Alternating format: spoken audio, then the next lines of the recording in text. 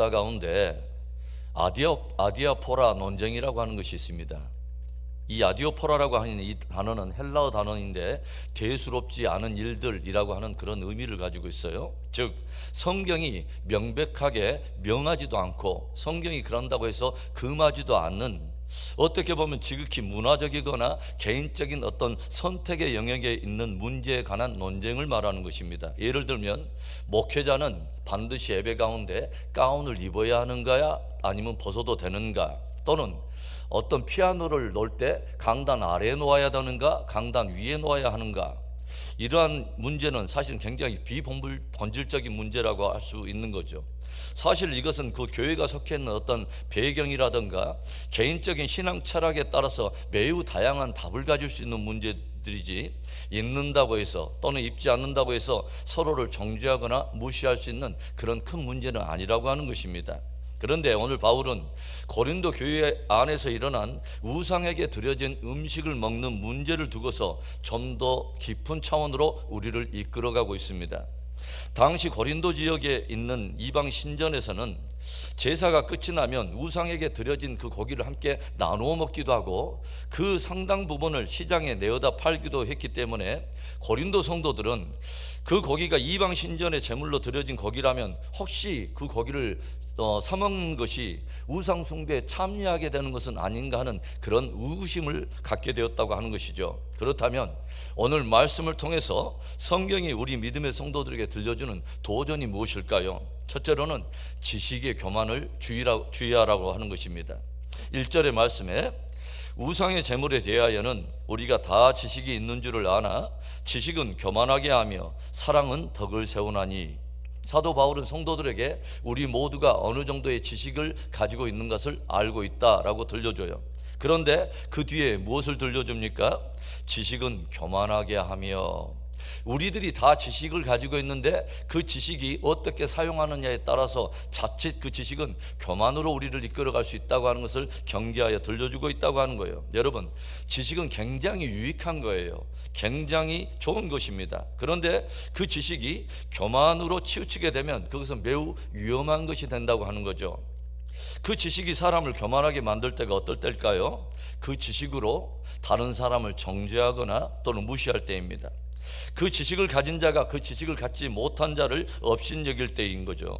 사랑으로 걸러지지 않는 지식, 사랑을 통과하지 못한 지식은 사람으로 하여금 매우 교만하게 만들며 그 교만한 지식이 공동체나 다른 사람을 무너지게 할 수 있다고 하는 것입니다.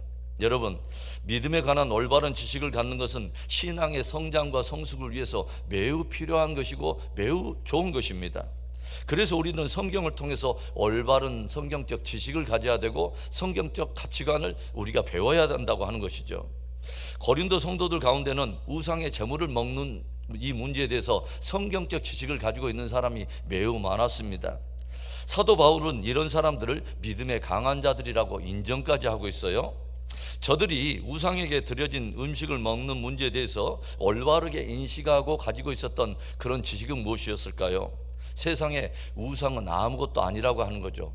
이 온 우주 가운데 오직 살아계신 유일하신 한 하나님이 계시며, 그러기에 다만 음식은 음식 이상의 어떤 다른 의미를 가지고 있지는 않기 때문에 우리 믿음의 사람들은 얼마든지 그 음식을 감사함으로 먹을 수 있다고 하는 거죠. 음식은 그 자체로 중립성을 가지고 있기 때문에 믿음의 지식을 따라 얼마든지 우리가 먹을 수 있다고 하는 것입니다. 그런데 사도 바울이 들려주는 경계의 말씀이 무엇입니까? 7절에 그러나 이 지식은 모든 사람들에게 있는 것은 아니므로 어떤 이들은 지금까지 우상에 대한 습관이 있어 우상의 제물로 알고 먹는 거로 그들의 양심이 약하여지고 더러워지느니라. 살아계신 하나님, 유일하신 하나님을 믿는 우리 성도들은 우상이 아무것도 아니고 음식은 하나님께로부터 온 것이기 때문에 모두가 믿음의 지식을 따라 감사함으로 먹을 수 있다는 거예요. 그런데 문제는 그와 같은 이 음식에 대한 이 믿음의 지식을 모든 사람들이 다 똑같은 분량으로 가지고 있는 것은 아니라고 하는 거죠. 모든 사람들이 그렇게 장성한 분량의 지식을 다 같이 동일하게 갖는 것은 아니라는 거예요. 아직도 믿음이 연약해서 지금까지도 우상에 대한 잘못된 지식이 깨뜨려지지 않아서 우상에 매여 있는 약한 심령도 있다고 하는 것입니다.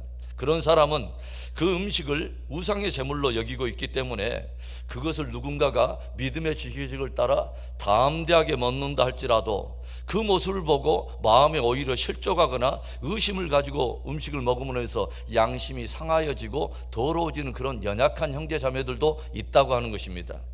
나에게 있는 좋은 지식이에요. 분명히 유익한 지식이에요. 성숙한 지식이에요. 그런데 그 지식을 갖지 못한 이들을 배려하지 못하고 내가 가지고 있는 그 지식에 근거하여 함부로 행하는 교만한 지식으로 인해서 누군가가 넘어질 수 있다고 하는 것을 경계하고 들려주고 있는 것입니다.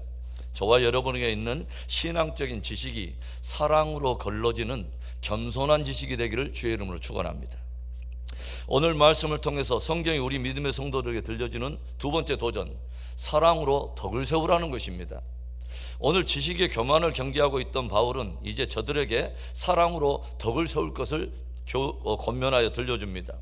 사실 누군가가 올바른 신앙적인 지식 위에서 자기의 자유를 누리고 또 어떤 권리를 행사하는 것은 그 사람에게는 굉장히 유익한 것이죠. 그런데 우리가 기억할 것은 우리들은 혼자 신앙생활을 하는 것이 아니라 서로의 관계 속에서 존재하고 있고 함께 공동체를 이루고 있다고 하는 거예요. 그래서 부득불 내가 가지고 있는 어떤 믿음의 지식에 근거한 행위가 공동체에게 영향을 주기도 하고 누군가에게 적지 않게 영향을 미칠 수 있다고 하는 거죠. 바울이 무엇을 말합니까? 어떤 누군가에게는 장성한 지식이 있지만 그 지식을 모두가 다 동일한 분량으로 가지고 있는 것은 아니라는 거예요. 신앙 공동체는 다양한 배경과 환경으로부터 온 많은 사람들이 함께 모여 있고 신앙의 분량과 수준도 천차만별이라고 하는 것입니다. 그런데 누군가가 가지고 있는 자기의 어떤 지식을 절대화하거나 절대 기준으로 삼고서 다른 누군가를 폄하하거나 또는 무시한다면 그 사람은 자기가 가지고 있는 그 유익하고도 좋은 지식을 가지고 누군가를 무너뜨리게 되고 또는 공동체를 또는 무질서하게 그렇게 흐트러지는 그런 결과를 가지고 올 수 있다고 하는 것입니다. 그리고 그런 지식이라면, 그런 은사라면 오히려 그런 일을 행하는 사람이 장성한 사람이 아니라 오히려 어린아이와 같은 믿음의 사람이라고 사도 바울은 일축해 버리는 것입니다. 하나님께서 우리에게 지식과 깨달음을 주시고 다양하게 은사를 선물로 주신 그 유일한 목적, 그 마지막 파이널 골은 뭐냐면 그것으로 주님의 피값으로 세운 공동체를 세우라는 것입니다. 사랑으로 그것을 잘 활용해서 공동체의 덕을 세우고 공동체를 힘있게 세우라고 주신 것입니다. 하나님께서 주신 소중한 직임과 은사와 선물들로 공동체의 덕을 세우고 사랑으로 활용할 때 그 사람이 진짜 성숙한 믿음이고 성숙한 성도라고 하는 것입니다. 범사의 사랑으로 덕을 세우는 성숙한 성도, 또 성숙한 믿음이 되기를 주의 이름으로 축원합니다. 오늘 말씀을 통해서 성경에 우리 믿음의 성도들에게 들려주는 마지막 도전, 형제의 믿음을 세우는 자가 되라고 도전하고 있어요. 주님은 대속의 십자가의 그 은혜를 통해서 우리를 매우 자유케 하시고 또 우리가 누릴 수 있는 자녀의 권리도 주고 권세도 주셨습니다. 그래서 우리는 말씀을 통해서 더 온전한 지식으로 나아가고 그 온전한 지식의 근거에서 여러 우리는 자유한 어떤 믿음을 행사하기도 하고 또 성숙한 분별의 지혜를 갖게 되었어요. 그런데 오늘 바울은 온전한 지식이 있다고 하는 사람들, 또 담대한 믿음이 있다고 하는 사람들, 성숙한 분별의 지혜가 있다고 하는 그 사람들에게 경고하여 들려주고 있어요. 9절에 그런즉 너희의 자유가 믿음이 약한 자들에게 걸려 넘어지게 하는 것이 되지 않도록 조심하라. 바울이 경고하고 있는 것이 무엇입니까? 만일에 너희가 온전한 지식이 있다 자부하면서 그 지식에 근거하여 우상의 재물을 담대하게 먹는 자유를 행사한다 할지라도 너희의 그 자유로 인해서 아직 믿음이 연약한 자들에게는 실족하여 넘어질 수 있는 치명적인 장애물이 될 수 있다고 하는 것을 늘 마음속에 경계하라고 하는 거죠. 그리고 너희의 자유로 인해서 지금 넘어지고 있는 그 형제는 놀랍게도 그리스도께서 십자가로 위하여 대속해 준 바로 그 믿음의 형제인 것을 깊이 생각하라고 우리에게 들려줍니다. 바울은 공동체 안에서 많은 사람들이 자신이 알고 있는 지식에 근거하여 자기 자신의 자유와 권리를 누리는 일에만 마음을 두고 전혀 믿음이 연약한 형제나 자매를 향한 사랑의 배려가 없는 것을 간파하고서 저들의 자기 중심적인 시선을 돌이켜서 이제 연약한 형제와 자매를 향하도록 그렇게 인도해 가고 있다고 하는 것이죠. 주님이 주신 자유와 권리로 교만히 행하지 말고 그 자유로 오히려 형제와 자매의 믿음을 굳게 세우는 자가 되라는 것입니다. 오늘 바울이 들려주는 놀라운 결론, 바울의 위대한 다짐이 무엇입니까? 12절과 13절에 이런 말씀을 들려줘요. 이같이 너희가 형제에게 죄를 지어 그 약한 양심을 상하게 하는 것이 곧 그리스도에게 죄를 짓는 것이니라. 그러므로 만일 음식이 내 형제를 실족하게 한다면 나는 영원히 고기를 먹지 아니하여 내 형제를 실족하지 않게 하리라. 바울은 우리가 어떤 누린다는 그 자유와 권리로 약한 형제를 상하게 하고 실족하게 한다면 그것은 그리스도께 죄를 짓는 일이 된다라고 경고하면서, 사도 바울은 삼층천을 넘나든 깊은 영성의 사람이었지만 우리에게 이런 위대한 다짐을 들려주고 있어요.